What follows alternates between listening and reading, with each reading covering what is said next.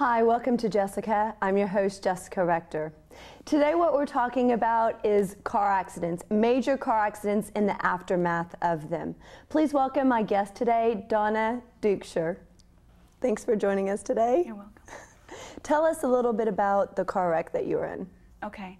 It happened about 3 years ago, and it was a head-on collision car accident, and both vehicles were going over 70 miles per hour. So the guy who hit my car was going, I think, they're guessing over 70 miles per hour, and we were going about 70.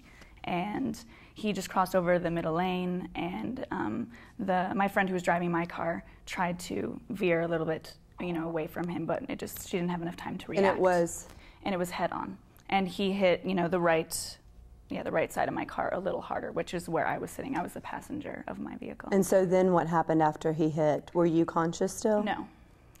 From one of the first things that happened was I hit my head, and I didn't have any airbags. What'd you hit your head on? The dashboard. Oh gosh. No airbags. Okay. So my face took a lot of the impact. I broke my nose in 2 places, lost consciousness, and the rest is basically what I read from the accident report and from friends and witnesses and the So you EMTs. don't remember a lot of it? No.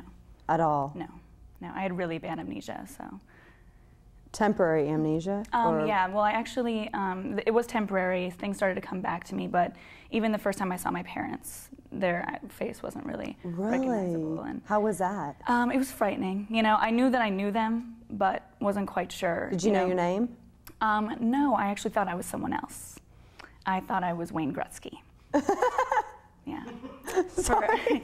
No, it's funny. That was just random. I thought you were going to say like a girl or something. I'm like, Wayne Gretzky. Wayne Gretzky for about 48 hours. Why did you think you were him? I don't know. My face was really busted up. I guess I felt like a hockey player. I'm not a huge hockey fan, so Wayne Gretzky was the first name, I guess, that came to my head. That's interesting. So things just slowly started coming back to you. Yeah, and the doctors work with you on that. They're like, what year is it? And the thing was, it happened right after the new year. It was January 6th when the car accident happened. So, I mean, for everyone, that's confusing enough. Right. Trying to figure out, oh gosh, it's 2004. How long ago? But it happened in, I think it was like, what, 2001? 2001. Yeah. So it's been. It was right after New Year. So, but I kept thinking it was 1974, and then they kept working with me, and then I was like, okay, realized that it was just the new year, and it is turning 2001, and so it was just kind of a process of just kind of recollecting things. So tell us a little bit about your body injuries. I broke a lot. Well, first of all, I'll start from the top. Okay. I had the head injury, and I broke my nose in 2 places. Okay. So when they found me, my nose was basically horizontal on my face, because when it busted, it went horizontal, and then my eyes were crooked because the skin was pulled. I broke my clavicle, 2 ribs. Later found out that another rib was fractured, and then just major bruising all over. But the major thing that happened was I shattered my tibia, and I had a minor fracture in my right leg, or my left leg and the right leg. Let's take a look at what the car looked like, so we can then take a look like what you look like, okay? Let's see a picture of what that is. That is huge impact, and you're on the passenger side of it, right? I was on the passenger side of that, yeah. The whole front end is totally messed up. What happened to the driver? The driver was, she tried to slam on the brakes, so her ankle completely shattered. Oh my gosh.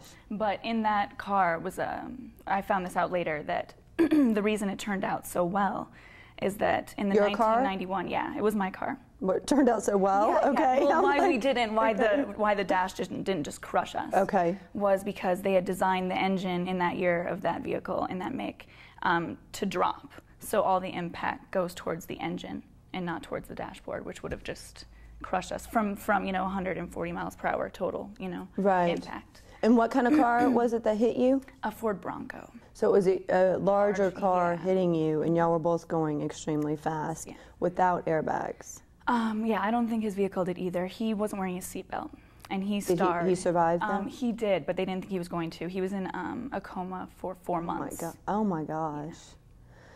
Okay, so back to your injuries. Let's take another look at another picture. Let's take a look at your face, a picture of your face. And this was right before I left the hospital. so how long was it that you were in the hospital on this one? About 2 weeks. This was probably like 2 weeks. So this is still 2 weeks later. And your eyes are still totally black. Yeah, and my face. How long did it take your eyes it was to recover? Probably a month. It looked like I had marks underneath here for about a month. Oh my gosh. Yeah, it looked like I was wearing huge glasses, and they just on my cheekbones because of just how bad the break in my nose was. So what was, pertaining to physicality, what was the hardest part to get over? Was the shattered tibia. And it's why the is longest to heal. I mean, there's a lot of when something tragic like that happens. Right. There's a lot of mental things that you have to work over too, which is probably a longer healing process than physical. But as far as physically healing, the tibia takes the longest to heal because it did completely shatter. So that bone has to completely regrow. How did it regrow? What they had to do is I went into surgery right after the car accident, basically. I mean, a couple hours after. And they just removed all of the shattered bone. And I think I had lost, it's like 6 inches or something like that. I had... of bone? Yeah. I mean, it was, I don't know, somewhere around there. But I basically had 2 inches left, basically. So it wasn't that much. But I had an inch on the top and an inch on the bottom. Right. And the rest was gone. And so they inserted a rod that, so I would be able to walk and have, it would be stable. So Let's see the rod. Okay, I did bring that. This is the rod. Yes, and I took this out 1.5 years ago. I didn't want it in there anymore, so. You had somebody take it out. Yeah, I didn't I'm like, you just took it out. Yeah. Let me just whip it out. I had a surgeon remove it 1.5 years ago. And we have a picture of that. Let's look at that picture, the removal of the rod picture. Yes. Tell us what they're doing. Right there, they have an actual tool attached to the rod. So that it makes the rod look a lot longer. Like than right it now, is. you're probably only seeing about, I don't know, 2.5 inches of the rod. The rest is just a device so he can get a grasp on it. Right. Yeah. But it looks like that the rod is straight, but in that picture, it looks like the rod needs to be angled or something because your leg is angled. Yeah. And if the rod is straight, how is he able to get it out without the rod being bent? I wasn't really conscious during that either. So you weren't wondering, well, can you explain to me how this is exactly possible? I'm not totally sure. But I think they just put it just so they can get the right leverage.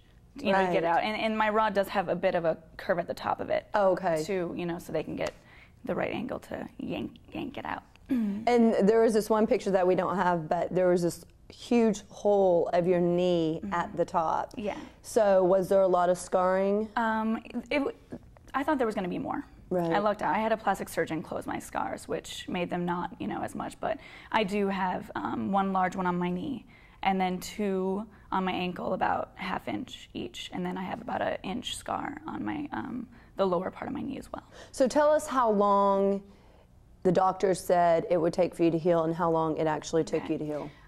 Well, because of the shattered bone, they weren't expecting me to walk normal for 1 year, and they wanted me to be on bed rest for 2 months, which for someone like me at my age and with how much energy I have, I couldn't even fathom it, and I wasn't looking forward to it.